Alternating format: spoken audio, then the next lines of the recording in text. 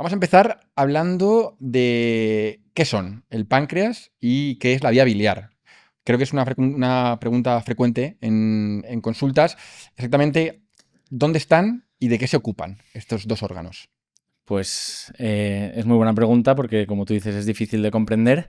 Pero bueno, por un lado el páncreas es un órgano que se encuentra, digamos, en la parte posterior del abdomen, rodeado de otros muchos órganos como el intestino delgado, también vasos sanguíneos y muchos nervios importantes, y que cumple fundamentalmente dos funciones. Tal vez la más conocida es la que nosotros llamamos la función endocrina, que se encarga de fabricar y de expulsar la insulina a la sangre, que es una hormona que se encarga de regular los niveles de azúcar en sangre. Y luego también tiene una parte exocrina, donde se encarga de la síntesis de ciertas proteínas que conocemos como enzimas digestivas y que nos ayudan a la digestión sobre todo de alimentos ricos en proteínas y también azúcares. Vale. Por su parte, la vía biliar es toda una serie de conductos que recogen las sales y ácidos biliares que se sintetizan en las células del hígado y que lo canalizan también hacia el tubo digestivo, y estas fundamentalmente nos ayudan a la digestión de las grasas.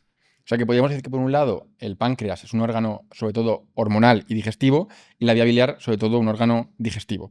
Por tanto, Correcto. cuando se afectan o se alteran, los síntomas que pueden dar normalmente están en relación a la digestión o en relación en este caso, las hormonas como la insulina en el tema del cáncer de páncreas. Efectivamente. Vamos a hablar, como siempre, vamos a ponernos antes de la enfermedad y vamos a hablar de la epidemiología. Vamos a ver qué frecuencia tiene el cáncer de páncreas, qué frecuencia tiene el cáncer de vía biliar y más o menos cifras de a qué tipo de población afecta, cuál es su pronóstico más o menos. ¿Qué nos podrías decir? Pues respecto al cáncer de páncreas, podemos decir que es en torno al séptimo, octavo tumor maligno que más diagnosticamos al año en España. Estamos hablando de aproximadamente unos 10.000 casos nuevos cada año. En cambio, pues sabemos que es un tumor que tiene muy mal pronóstico, como ya has comentado tú, y se sitúa al tercero en mortalidad, es decir, es el tercer tumor por el que más gente fallece en España. De hecho, tanto es así que se piensa que en los próximos años, o las próximas décadas, puede aumentar hasta el segundo en esta tasa de mortalidad. Vale. Afecta, como siempre, a personas de una edad en torno a 60-70 años, aunque pues, siempre se puede ver afectados pacientes de todas las edades. Sí que es cierto que pacientes más jóvenes afectos de este tipo de tumores pues, nos deberían hacer sospechar algún tipo de componente hereditario, y esto pues, es menos frecuente.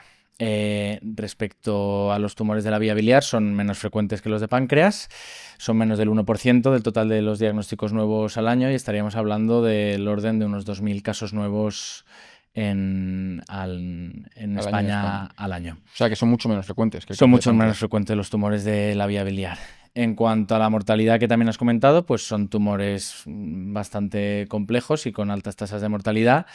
Y la supervivencia, sobre todo cuando los diagnosticamos en estadios avanzados, pues pueden contarse en torno al año desde el momento en que los diagnosticamos, tanto los de páncreas como los de Ambos. vía biliar.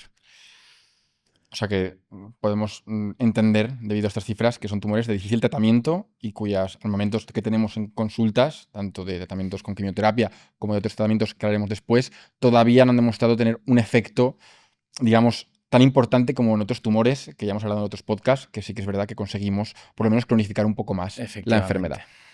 Con respecto a los factores de riesgo, intentar prevenirlo. Sabemos que hay unos factores de riesgo que son comunes en la mayoría de tumores, que también en estos dos se ven afectados, o sea, también se ven representados, pero quisiera hablar específicamente también del páncreas y de la vía biliar por separado.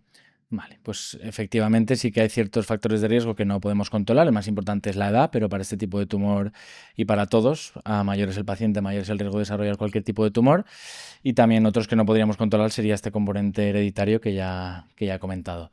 Factores de riesgo que sí que podemos prevenir, pues en cuanto al cáncer de páncreas, sabemos que el tabaquismo es uno de los factores de riesgo que más está establecido su papel como potencial causante de este tipo de tumores.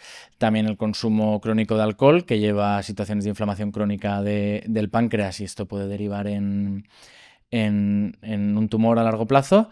Y otros factores como puede ser la dieta, los hábitos de vida, el sedentarismo, se está viendo que también hay un papel muy importante en este sentido.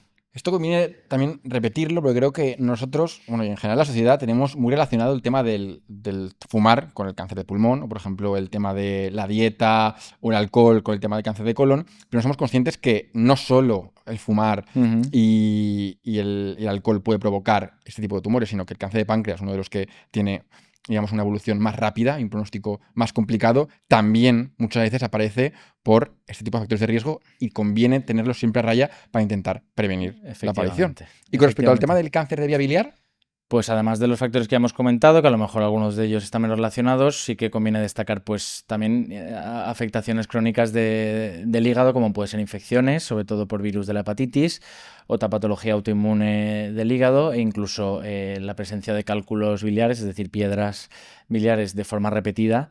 También se ha visto que puede haber una relación causal en este sentido, aunque pues mucho menos frecuente, desde luego.